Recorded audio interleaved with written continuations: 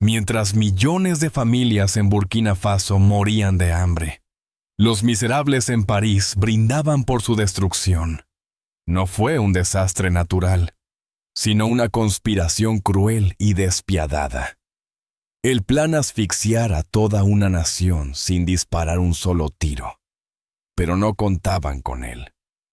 Ibrahim Traoré no se doblegó, y la primera fisura en su sucio complot comenzó en una maldita mansión en Neuilly-sur-Seine.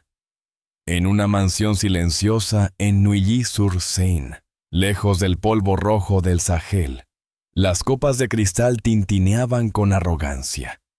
Ministros retirados, ejecutivos de empresas agroindustriales y diplomáticos de carrera brindaban por un futuro sin nombre, pero con un objetivo claro. No mencionaban a Burkina Faso. No hacía falta. Solo hablaban de recuperar influencia y estabilizar el mercado de recursos. Mientras tanto, en Calla, una madre dividía un puñado de mijo entre sus hijos. La tierra se agrietaba. El aire olía a abandono. Ellos celebraban una victoria que aún no habían conseguido. Creían que el hambre era un arma silenciosa, que bastaba con esperar, que el joven presidente, rodeado, aislado, cedería, que pediría ayuda, que firmaría, con la mano temblorosa, su rendición económica. Pero Ibrahim Traoré no fue elegido para rendirse. Él observaba todo, incluso lo que no se decía. Él entendía el hambre no era una consecuencia, era una estrategia, y toda estrategia puede fallar. Si el oprimido decide resistir. No hacía falta lanzar misiles para destruir un país, solo bastaba con cerrar las rutas del grano. Secar los pozos de agua y dejar que el tiempo hiciera el resto. El hambre, usada con paciencia, era más efectiva que cualquier invasión. Esa era la lógica detrás de cada brindis en París. Pero lo que no calcularon fue que el hambre, para algunos, no solo es castigo, es también advertencia. Es la línea roja donde se rompe el miedo y nace la decisión. Ibrahim Traoré no esperaba compasión del mundo. Sabía que, si quería sobrevivir, tendría que desobedecer las reglas del juego, y estaba dispuesto a hacerlo. En la capital, la presión crecía como el calor sobre los techos de zinc. Las reservas de grano bajaban cada día, y los mercados se volvían más silenciosos. Mientras los rumores de rendición empezaban a circular en voz baja, Ibrahim Traoré se mantenía firme. No huyó al extranjero. No pidió reuniones con banqueros ni con diplomáticos. Se quedó. A cada amanecer, recorría los barrios periféricos sin escoltas visibles. Observaba los campos resecos. Escuchaba a los agricultores sin tomar notas. Su rostro no mostraba miedo, mostraba cálculo. Los suyos lo conocían desde los días de patrullas en el norte. Sabían que su silencio no era vacío, y no preparación. Para él, cada decisión era una jugada en un tablero invisible. Y en ese tablero, el hambre no era una condena, era una pista. Traoré entendía que la verdadera batalla no se libraría con discursos, se libraría con tierra, semilla y determinación. Los primeros indicios no llegaron por satélite ni por cables cifrados.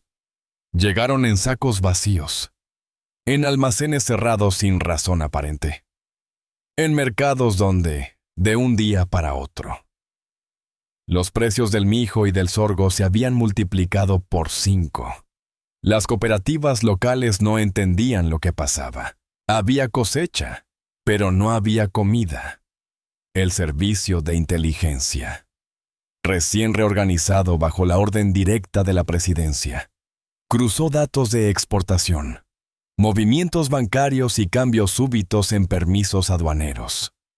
El patrón era claro: una red de empresas extranjeras, registradas en múltiples países, estaba comprando masivamente productos agrícolas básicos. Muchas de ellas estaban vinculadas a un solo grupo, Arventis Agro. La mayoría de las operaciones pasaban por intermediarios locales que borraban el rastro. En una reunión restringida, Traoré recibió el informe con expresión contenida. No preguntó por qué lo hacían. Preguntó cuánto tiempo quedaba antes de que los mercados colapsaran. El director de inteligencia respondió sin rodeos: 60 días. No más. Mientras el informe sobre el acaparamiento de alimentos se analizaba en el palacio, otra alerta llegaba desde el Departamento de Observación Climática. Algo no encajaba.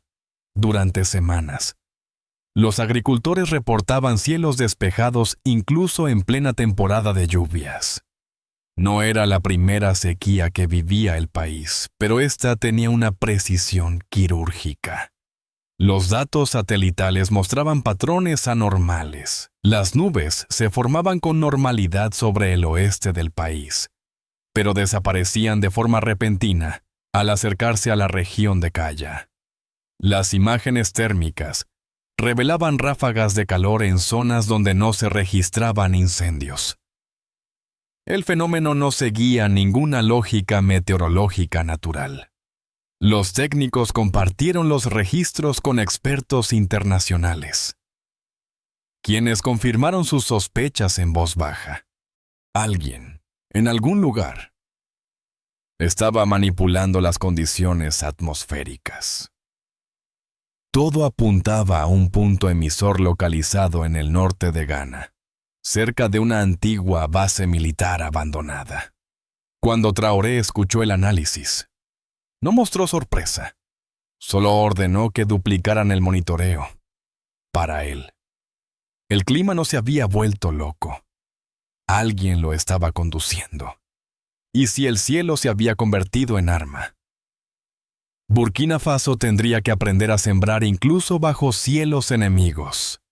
Después de revisar los informes sobre el acaparamiento de alimentos y la manipulación climática, Ibrahim Traoré comprendió que el país no enfrentaba una catástrofe natural. Enfrentaba una operación silenciosa, diseñada para doblegar la voluntad de su gobierno sin necesidad de invadirlo. Convocó al gabinete en una sesión extraordinaria. La reunión no duró más de 40 minutos. Nadie interrumpió. Nadie objetó. Todos entendieron que el margen de error era nulo. Al día siguiente, Traoré se dirigió a la nación. No apeló al miedo, tampoco al sentimentalismo. Habló con la claridad de quien ha visto el tablero completo. Explicó que la escasez no era un accidente. Reveló que actores extranjeros estaban manipulando tanto los mercados como el clima. Declaró que la soberanía del país estaba bajo ataque y que no se rendiría. No pidió ayuda, pidió manos, pidió dignidad y anunció el inicio de una respuesta nacional que no dependería de capitales externos ni de tratados diplomáticos. La defensa comenzaría desde la tierra. Para muchos, fue un discurso temerario. Para el pueblo, fue la señal que esperaban. La declaración de Traoré no se quedó en palabras. A las 72 horas, el gobierno activó un plan de movilización nacional sin precedentes. Cada ministerio, cada escuela, cada cuartel recibió la misma orden: preparar la tierra.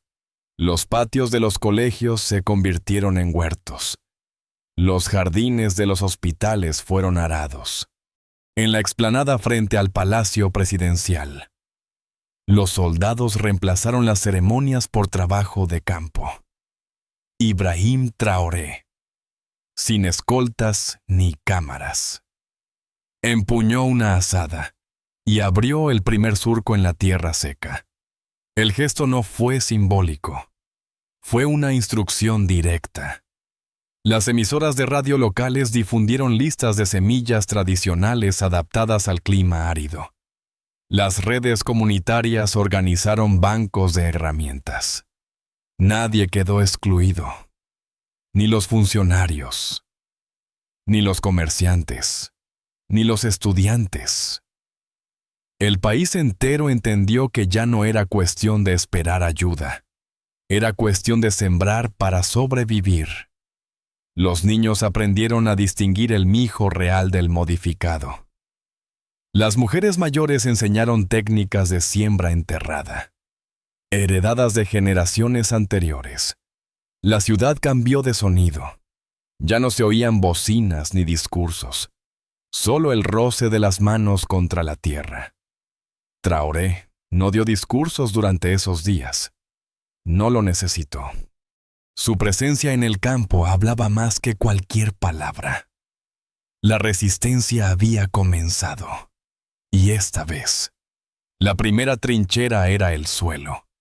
En medio del esfuerzo colectivo, surgió una figura que nadie esperaba ver en el centro de la estrategia nacional. Salika Kone, tía materna del presidente. Regresó al campo desde su retiro silencioso en el sur. Había dedicado su vida al estudio de las plantas autóctonas. Durante años, su voz fue ignorada en los círculos académicos, por considerarse demasiado rural. Ahora, su conocimiento era indispensable. Salika no hablaba de teorías, hablaba de resistencia. Recordaba los años en que las aldeas sobrevivían sin fertilizantes ni pesticidas. Enseñaba cómo esconder las semillas bajo hojas secas, cómo recolectar el rocío antes del amanecer, cómo leer el viento y no el pronóstico. Su sabiduría no estaba en libros, estaba en la memoria viva del territorio. Traoré la recibió en la sede improvisada de coordinación agrícola. No necesitó presentaciones. La miró con respeto. Sabía que la modernidad no salvaría al país.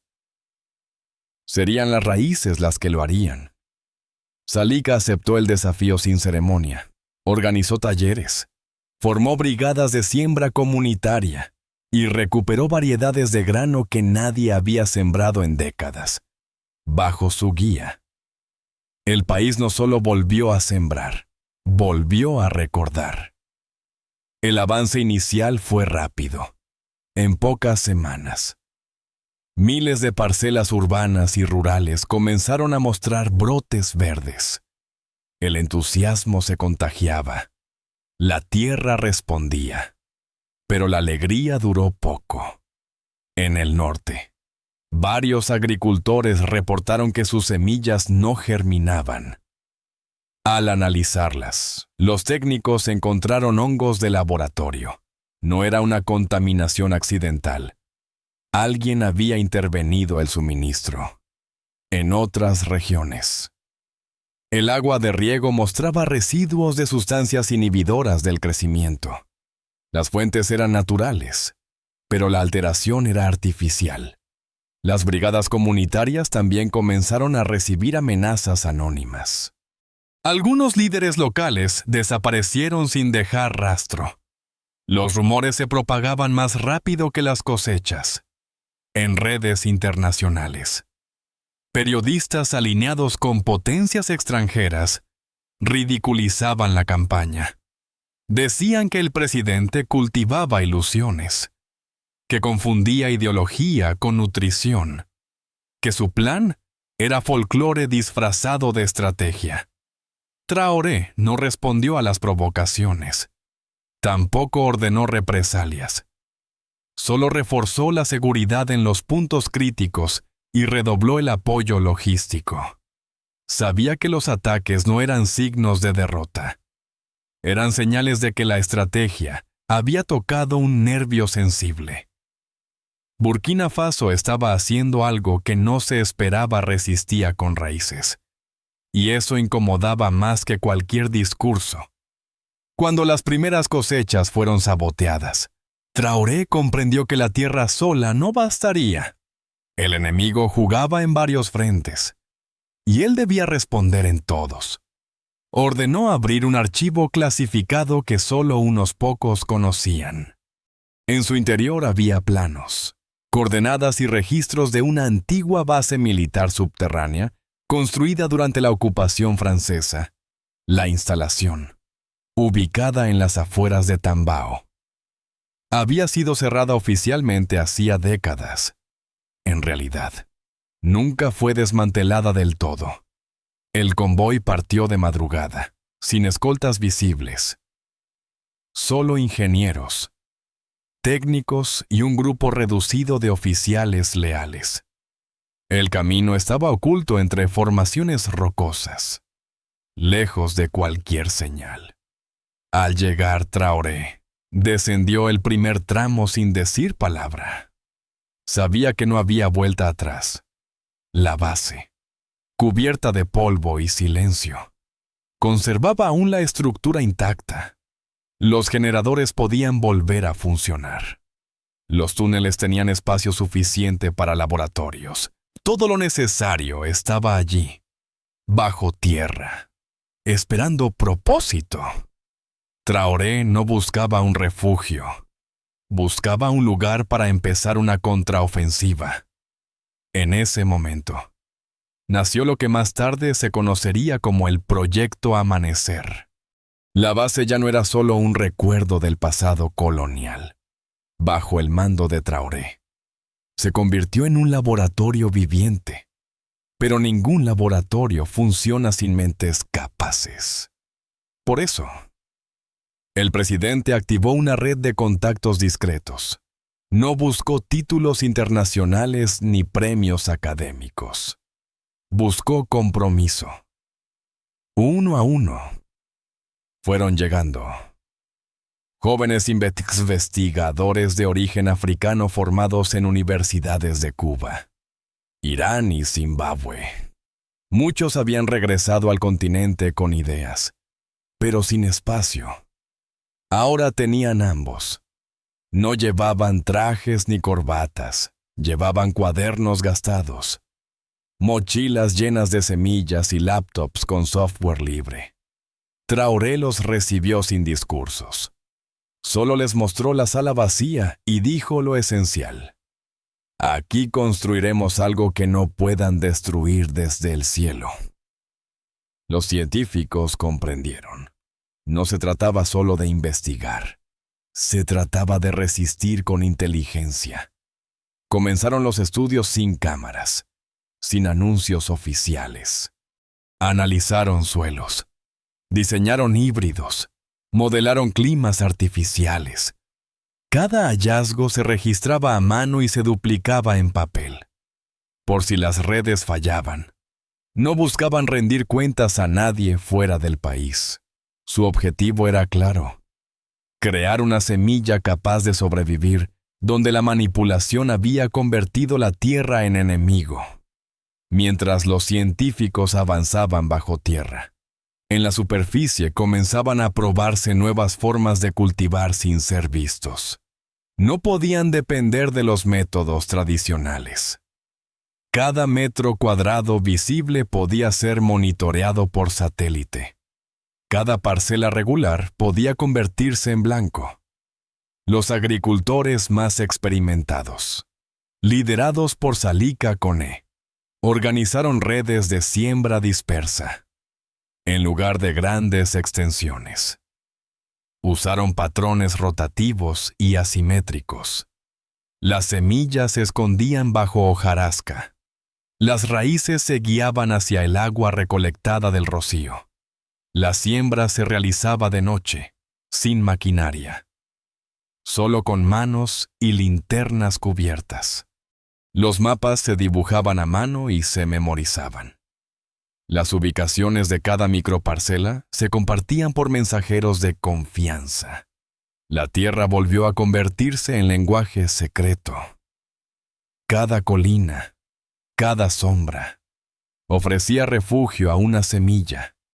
El objetivo no era producir en masa. Era sobrevivir en silencio. Era alimentar sin llamar la atención. Traoré no solo dirigía una estrategia militar. Dirigía una operación agrícola de guerrilla. En un país donde el enemigo usaba el cielo como arma. El pueblo aprendía a cultivar desde las grietas más invisibles de la tierra. Después de semanas de incertidumbre, el primer brote apareció en una ladera olvidada cerca de Huajiguya. Era una planta de mijo. Sus hojas eran gruesas, de un verde opaco, pero firme. Había nacido en tierra pobre, sin fertilizante, sin riego artificial, solo con la humedad nocturna. Los científicos confirmaron la anomalía. La semilla modificada en la base de tambao no solo había germinado, había resistido temperaturas extremas, suelos ácidos y una exposición mínima al sol. La planta no era exuberante, pero era fuerte y, sobre todo, era viable. En los días siguientes, se repitieron resultados similares en distintas microparcelas. El patrón era claro. La nueva variedad funcionaba, no como un milagro, sino como una herramienta. Salika la llamó la semilla del alba. Traoré aprobó el nombre sin objeciones. Sabía que ese pequeño tallo representaba más que alimento. Representaba posibilidad. No era una victoria total, pero era una grieta real en la estrategia del cerco. A partir de ese momento, la resistencia ya no fue solo subterránea, fue biológica. Y cada nueva planta que rompía la tierra endurecida era una declaración silenciosa de soberanía. Cuando los primeros cultivos resistentes comenzaron a consolidarse, Traoré entendió que había llegado el momento de exponer lo que hasta entonces había mantenido en la sombra. No bastaba con sobrevivir en silencio. Había que romper el cerco también en el terreno de la narrativa. Desde la oficina presidencial, se enviaron invitaciones formales a organismos internacionales. Naciones Unidas, la Unión Africana y representantes diplomáticos de países europeos recibieron el mismo mensaje, una invitación a visitar el país y verificar con sus propios ojos la situación alimentaria. La comunidad internacional no ocultó su escepticismo. Muchos asumieron que era un acto desesperado o una maniobra propagandística. Algunos aceptaron por simple curiosidad. Otros, por interés político. Traoré no ofreció garantías. No preparó escenarios falsos. Ordenó que los visitantes recorrieran las zonas más afectadas, sin filtros ni decorados. La única condición era el respeto al itinerario fijado por las autoridades locales. La caravana diplomática llegó a Ouagadougou bajo un sol implacable. A bordo viajaban analistas, periodistas, funcionarios y observadores que esperaban ver un país quebrado. Lo que no sabían era que el recorrido había sido planeado con la precisión de una operación militar. Burkina Faso no iba a suplicar comprensión, iba a mostrar evidencia. El recorrido comenzó como muchos esperaban. Durante horas. La caravana atravesó campos áridos, pueblos silenciosos y cultivos fallidos. Los visitantes tomaban notas, grababan imágenes y asentían con gesto predecible. Vieron lo que querían ver: tierra seca, rostros cansados y una nación aparentemente al borde del colapso. Pero cuando el convoy giró hacia el este, el paisaje comenzó a cambiar. Sin previo aviso, los vehículos abandonaron la carretera principal y tomaron un desvío estrecho. oculto entre colinas rocosas. El camino era irregular, apenas transitable. Nadie explicó nada. Solo siguieron. Al final de la senda, se abrió una pequeña quebrada. Allí, en el fondo del valle, la sorpresa fue total. Frente a ellos se extendía un mosaico de cultivos verdes, vigorosos, organizados en terrazas naturales. El aire estaba lleno del zumbido de insectos polinizadores.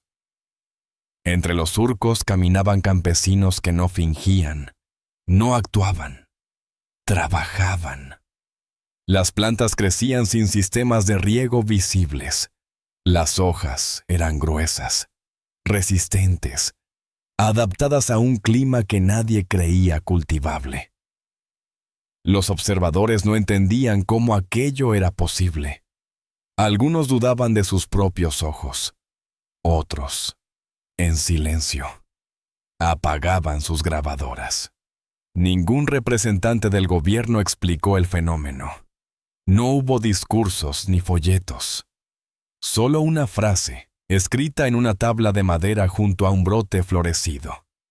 Resumía todo. Aquí no cultivamos esperanza. Aquí cultivamos prueba.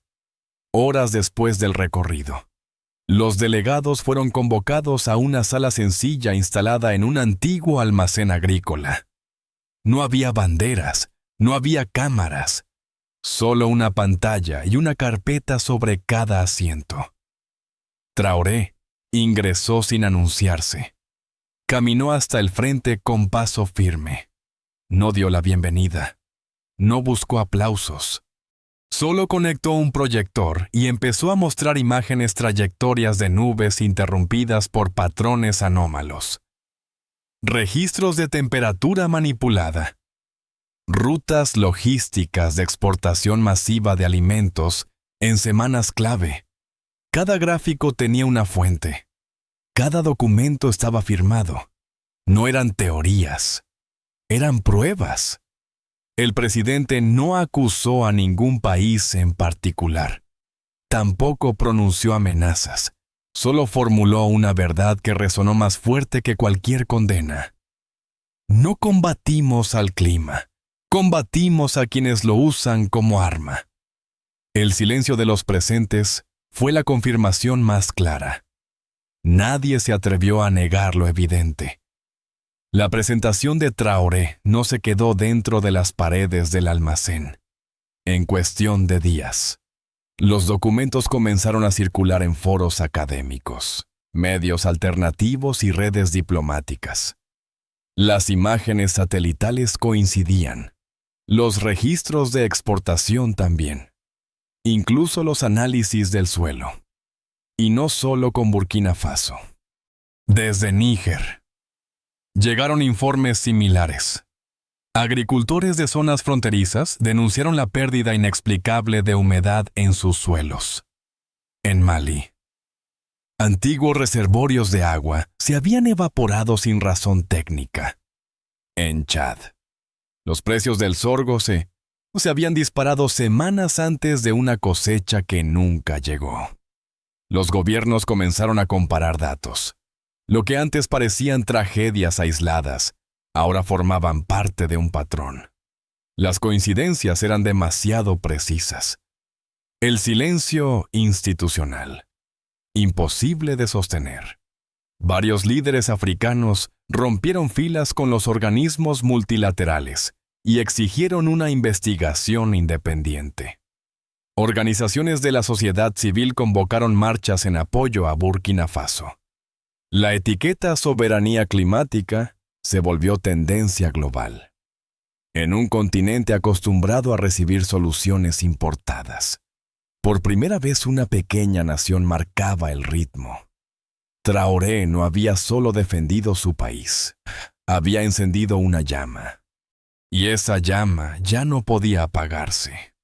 Las reacciones no se hicieron esperar. Pero no llegaron en forma de comunicados oficiales ni disculpas públicas. Llegaron en forma de ausencias. Expertos internacionales en seguridad alimentaria cancelaron visitas programadas. Consultores de empresas agrícolas abandonaron discretamente sus oficinas en Ouagadougou. Las delegaciones técnicas extranjeras, que hasta entonces supervisaban proyectos locales, dejaron de emitir informes. En Bruselas, un portavoz evitó responder preguntas sobre los documentos filtrados. En París, la embajada limitó sus actividades a gestiones consulares. Ningún gobierno reconoció su implicación directa, pero todos redujeron su presencia en la región. La empresa Arventis Agro suspendió operaciones en África Occidental sin dar explicaciones. Sus cuentas fueron congeladas por al menos 2 bancos internacionales bajo sospecha de manipulación comercial. Nadie lo admitió, pero todos entendieron. El equilibrio había cambiado. Ya no era posible actuar en las sombras sin consecuencias. Traoré no necesitó negociar con fuerza. Solo tuvo que exponer la verdad. Cuando la presión exterior se desvaneció, Traoré no celebró. No proclamó victoria. Ordenó distribuir las semillas resistentes a 3 países vecinos que enfrentaban condiciones similares. Los primeros lotes cruzaron las fronteras hacia Liberia, Níger y Mauritania en camiones sin escolta militar. Las cajas llevaban una sola inscripción: libre para sembrar, libre para resistir. El gesto no fue caridad, fue estrategia. Traoré sabía que ningún país sobrevive aislado cuando el ataque es global.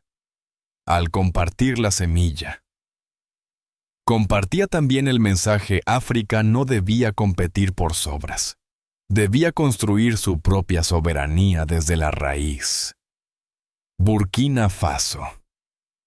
Por primera vez, no solo alimentaba a su pueblo, alimentaba esperanza en toda una región.